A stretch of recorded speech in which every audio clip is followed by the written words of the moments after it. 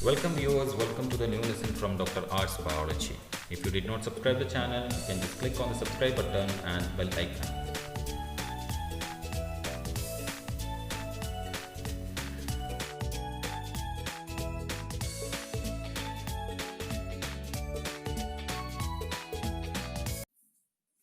Welcome students. Now we are just moving into the unit 2 topic 4. Okay, so when you are studying biochemistry, once you complete the carbohydrate part, that is the topic 1 of unit 2, then you have to learn unit 4, that is the metabolism part in that carbohydrate metabolism. Before carbohydrate metabolism, you have to ensure that you are familiar with the different types of enzymes and different types of energy rich compounds and reducing powers. Enzymes we have already covered in the enzyme portion, that is already being uploaded. Now we have to study the energy rich compounds and reducing powers before going into the carbohydrate metabolism. So let us move to the unit 2 topic 4, that is nothing but the energy nucleotides and the energy rich nucleotides, so the functionally important nucleotides and reducing powers. Okay, so let us move first nucleotide, that is nothing but ATP, that you are familiar and which are known as universal currency of free energy. Okay, so let us see the structure of ATP first. Okay, when you consider the structure of ATP, we can see that ATP can be nothing but the adenosine triphosphate.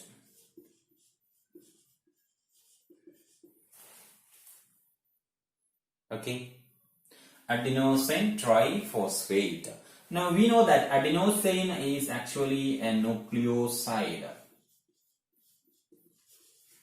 where it is composed of ATP. We are just dealing the normal ATP. It is not the one which is present in the DNA. So we are just considering ribose, not the deoxyribose. So ribose sugar is there plus nitrogen base. And this nitrogen base is nothing but adenine. And now you can see that to this nucleoside, 3-phosphate are attached. That is what actually the structure of this one. So 3-phosphate group will be there. What is phosphate group? We have already know what is phosphate. OH, OH, OH. So 3 these molecules will be there, that is being attached to the nucleoside, which are actually formed in turn ribose and the adenine. Okay, so that is actually the structure of ATP. Now let us see the structure in detail. So what we need first, we need a ribose sugar. So I am just drawing the ribose sugar. You can find deoxyribose only in DNA. Okay, we are just considering it as ATP only. So we have to represent the ribose only. So ensure that you are just representing HOH.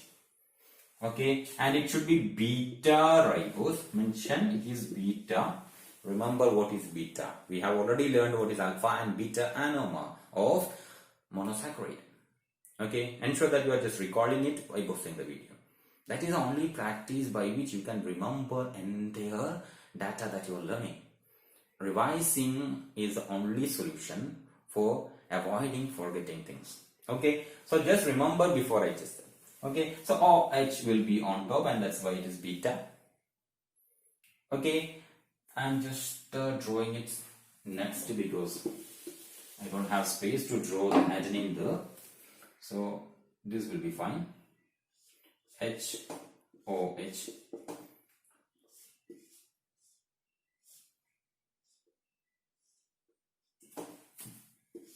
HOH.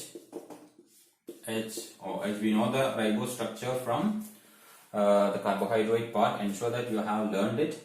Now CH2. I'm just taking CH2 in this way, CH2 OH I am just taking here to show you how the ATP is formed. Okay, CH2OH. Okay, now we have to add one nitrogen base, that is nothing but the adenine. Make sure that you are familiar with the structure of adenine. If you don't know, you have to watch. I already told in case of the carbohydrate chapter that you have to just watch my video how to remember purines and the pyrimidines easily. Just watch that video, then you will never forget that particular structures, purines and pyrimidines, including adenine, thymine, guanine, cytosine and uracil. Everything you will be keeping in mind forever, never forget. Okay, so we can just see that the adenine belongs to purine, which will be having 2 ring, and adenine A is there, therefore it will be having amino on top. That is the solution for remembering the structure. The rest remains as such. The rest will be just filling the valency, nothing else. Okay, so I am just drawing this particular nitrogen base adenine. Okay, so adenine is here, so I just want one N here. Okay, and remaining I will be drawing like this.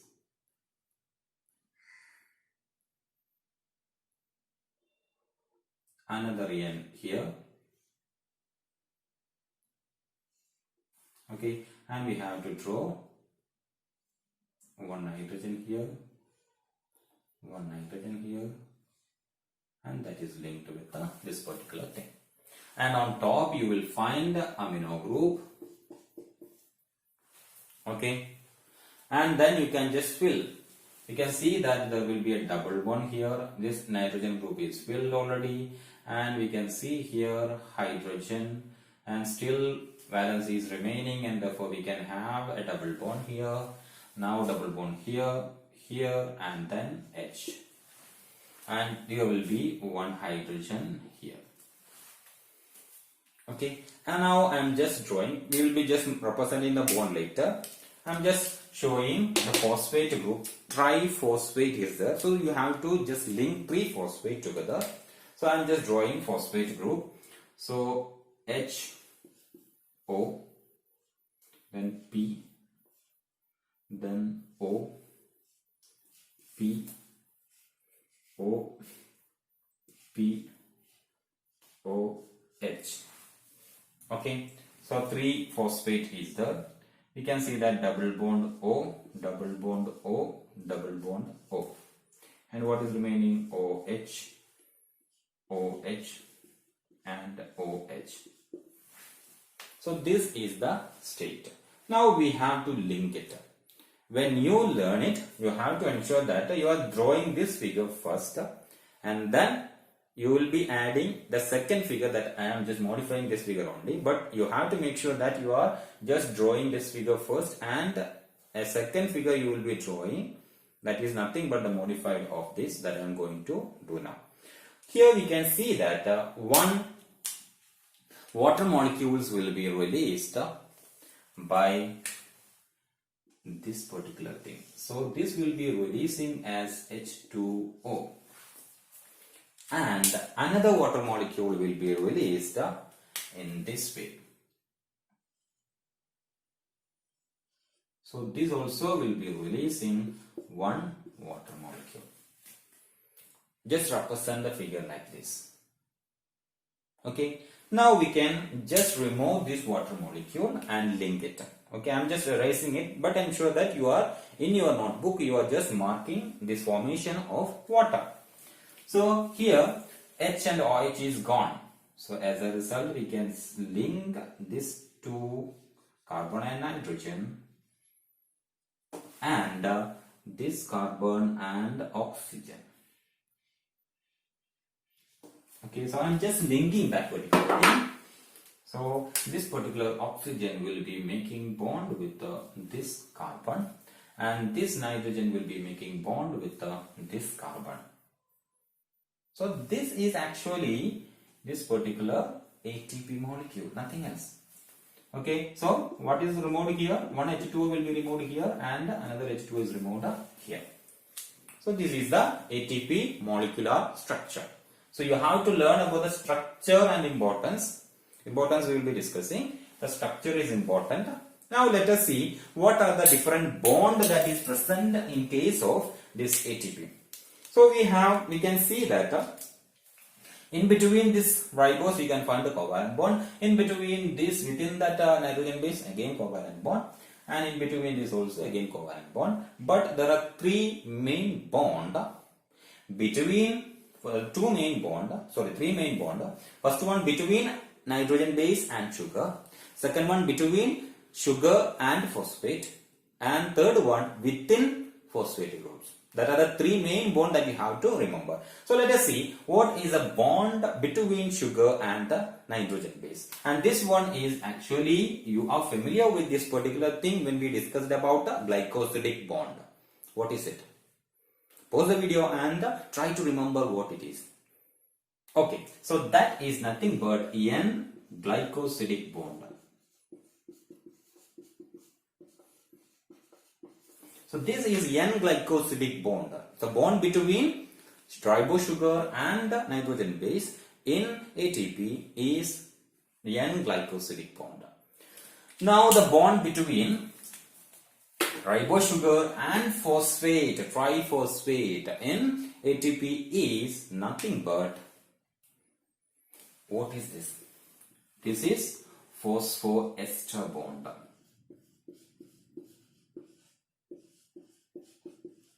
So this particular bond is nothing but phosphoester bond.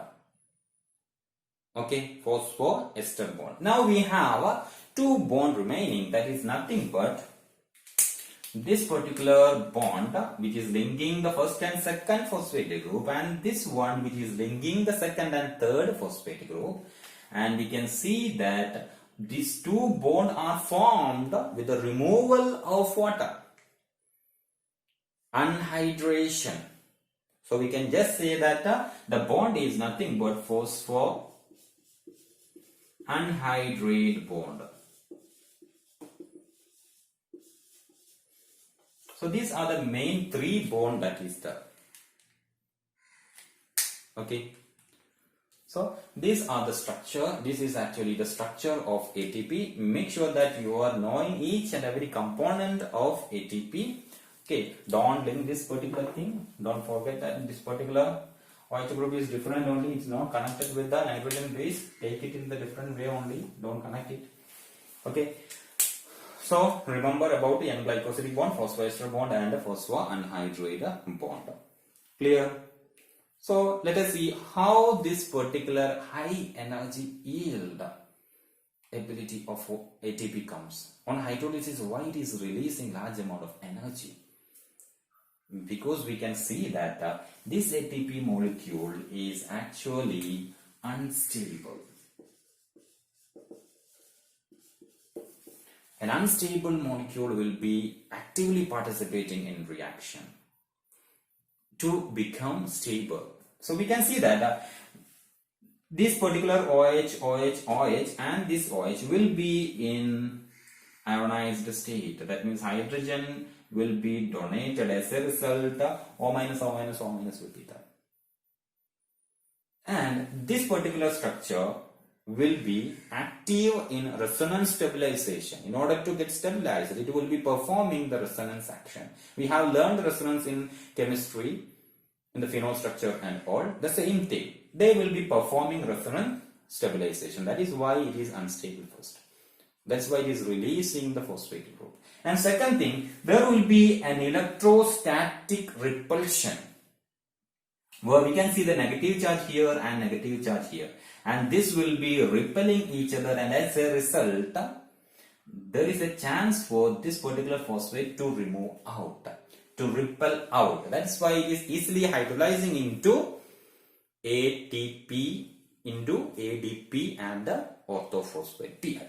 Okay, so that is what actually happening. Now, another thing is, this particular molecule get easily hydrolyzed because there is a chance for stabilization due to hydration. How?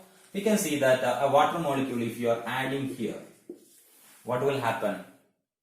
OH will be added here and H will be added here. As a result, what will be formed? The POH, double bond O, OH, OH. It can be O minus, O minus. This also can be O minus. Why? Because it is an acid, phosphoric acid, and it will donate hydrogen. And this portion will be POH.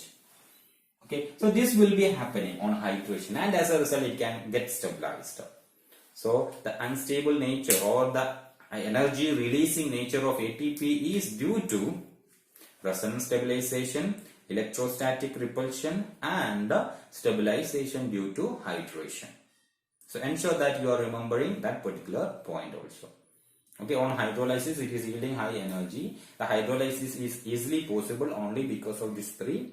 Okay, ATP is unstable and it can become stable due to resonance stabilization, stabilization due to hydration, electrostatic repulsion. These 3 points are important, don't forget that. So that's about the structure of ATP, and now you can see the importance of ATP.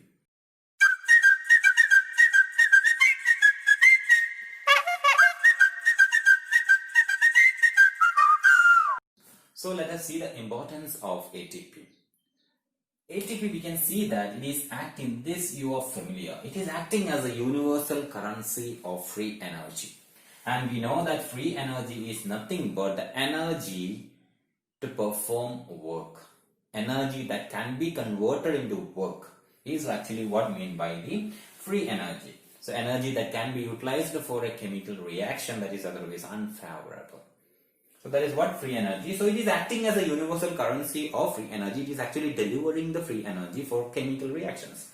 So we can see that it acts as the energy donor. For what purpose? For the movement, for the active transport into the cell and out of the cell. And for biosynthesis of so many molecules that require energy, and energy for those purposes are just delivered by the universal currency known as the ATP. Okay, the second function is all the energy that is derived from respiratory pathways. We know that glycolysis is there, Crick cycle is there, and then electron transport chain and oxidative phosphorylation. Ultimately, these are resulting in the formation and release of energy. We have to store that particular energy in some form that can be reused whenever we need. So we can see that all the energy that is resulted as a result of, that is formed as a result of respiration, will be stored in the form of ATP. So that is the second function of ATP, second importance of ATP. Now third, we can see that ATP on hydrolysis will be yielding ADP plus orthophosphate or AMP plus pyrophosphate. You can see that the ADP plus orthophosphate and the pyrophosphate plus AMP will be formed. This formation is concomitant with the release of large amount of free energy. When we compare the free energy, this will be releasing more energy than this particular thing. Okay, and this energy that is released on hydrolysis of ATP can be utilized to drive any reactions that is happening in your body. So we can say that ATP favors reactions that are otherwise thermodynamically unfavorable. So some reactions will not be proceeding if energy is not there. For example, the synthetic pathways, biosynthetic pathways, it requires energy. So we can say that they are thermodynamically unfavorable reactions. When you utilize that ATP for that particular reaction, definitely what will happen? It becomes thermodynamically favorable, and thus we can say that ATP drives reactions which are otherwise thermodynamically unfavorable. Okay, so these are the importance of ATP. Hope you understood the concept, and thank you for watching.